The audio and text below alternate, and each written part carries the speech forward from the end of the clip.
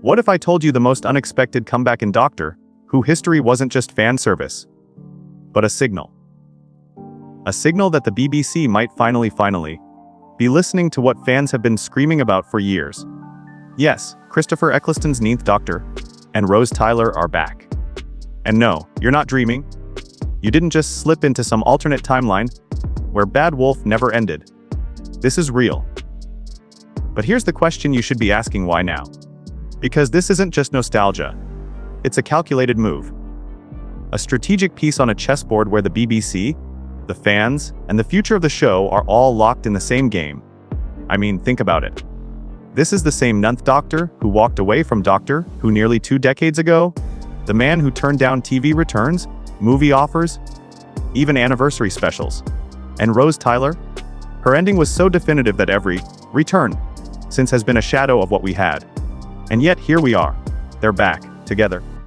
It's enough to make you wonder if Russell T Davies has been digging through forbidden archives of fan requests and decided to grant the one wish that nobody believed would actually happen. But is this comeback the heroic revival it looks like? Or the BBC's last-ditch attempt to stop a quiet rebellion happening in the fandom? Let's not sugarcoat it. Doctor Who has been in a creative identity crisis. After years of inconsistent storytelling, lore contradictions, and shock value gimmicks, the series has been struggling to unite its audience.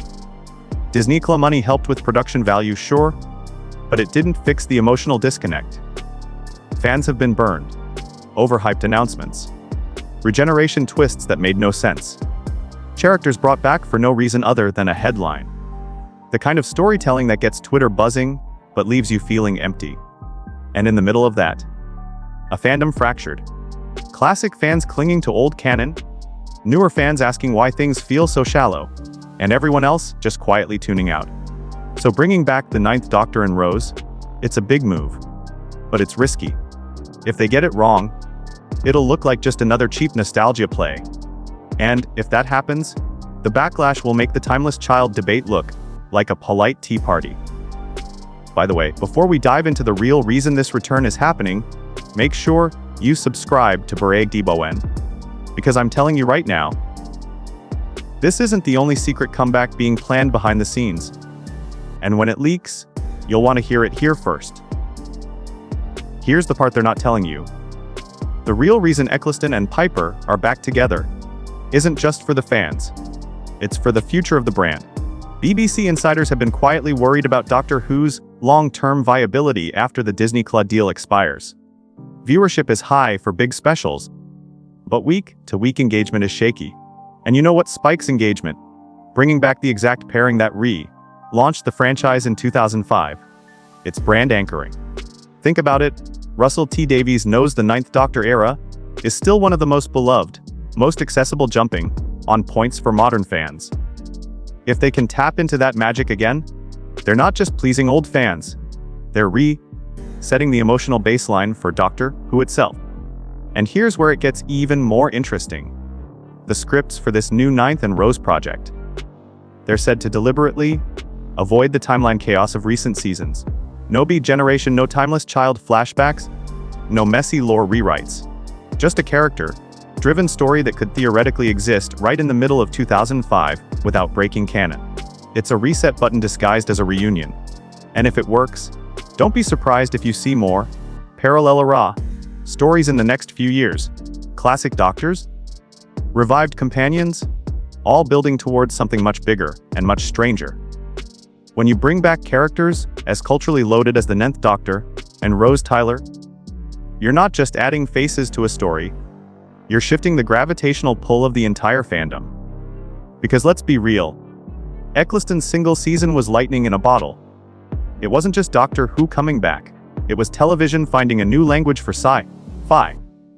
The 9th Doctor was raw, wounded, and unapologetically alien. Rose wasn't just the companion, she was the lens, the human heartbeat that made the TARDIS matter again.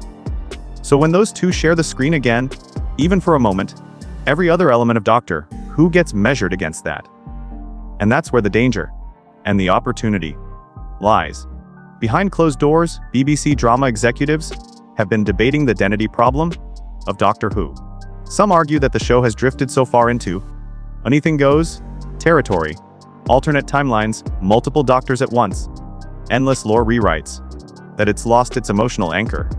Bringing back 9 and Rose is the safest and riskiest move in one stroke. Safe? Because it's tapping into something universally loved. Risky, because if it fails, if the writing feels off, if the chemistry feels manufactured, it will highlight exactly how far the show has strayed from that 2005 authenticity. And the writing team knows this. That's why this project is being treated almost like an island story. Contained, insulated, minimal external interference. Rumor has it that Eccleston's own notes on the scripts were taken seriously. Which, if true, is unheard of in modern Doctor Who. But this isn't just about one reunion. This could set a precedent. If the 9th Doctor and Rose return to massive acclaim, it proves there's a market for rap preservation. Stories that live inside the continuity bubble of a past era, rather than rewriting it. That means we could start seeing projects like A Proper 10th Doctor, and Dawn a follow-up that ignores End of Time. A 12th Doctor and Bill arc that doesn't end in tragedy. Even a classic Doctor mini series with modern production, no awkward recasting. If that sounds impossible, remember, this exact 9th Doctor return was once considered impossible too. And here's the part you're going to want to sit down for. Because if true, it changes the whole conversation. Multiple sources are claiming this reunion isn't just 9 and Rose. There's another character in the mix. Someone whose appearance would fracture the fandom all over again, but also tie this story directly to the present day Doctor Who timeline. The name being whispered. The Metacrisis Doctor. Yes, that one. The half-human 10th Doctor who left with Rose to live in Pete's world. If he's in this, then suddenly we're not just talking about a nostalgia trip. We're talking about lore surgery. A chance to resolve one of the most divisive dangling threads in Doctor Who history. And the kicker. This would mean David Tennant and Christopher Eccleston would share the screen for the first time ever. From what's trickled out, the special isn't a simple, old friends meet again setup. It's built like a 2-act mystery. We find Rose in an impossible situation, timelines bleeding together, memories she shouldn't have. She knows 9, but also remembers events from after she left the TARDIS. She's being pulled toward a fixed point that, according to her own words, should never be touched. Enter the 9th Doctor. Except, in this version of events, he's never met her before. He's from an earlier point in his own life, which means he has no shared history with this Rose. The emotional punch here. Rose has all the feelings, all the shared adventures burned into her, but for him, she's just a stranger. The fixed point is revealed to be the creation of the Metacrisis Doctor, and someone, or something, is trying to undo it. That's where Tennant's half-human Doctor supposedly appears, older, disillusioned, and desperate to protect what little time he has left. Here's where it gets tricky. The 9th Doctor isn't just a bystander. He's given a choice: to preserve a timeline that he doesn't remember living, or to erase it and spare Rose a lifetime of pain. If this plays out the way insiders claim, we're talking about one of the most emotionally layered Doctor Who stories in decades. Now, here's the fascinating behind the scenes play. The BBC is allegedly using this special as a controlled environment test. Will fans embrace a story that exists entirely within a past eras, without feeling it cheapens the original? Does integrating multiple incarnations in the same continuity slice work better than chaotic multi-Doctor events? Can you market a nostalgic special without spoiling its emotional hook in the trailer? If it works, the BBC greenlights more bubble-era specials, essentially miniature seasons that take place in untouched pockets of Doctor Who history. If it fails, they'll quietly retreat and refocus on forward, only storytelling. And this is where the regeneration rules might change.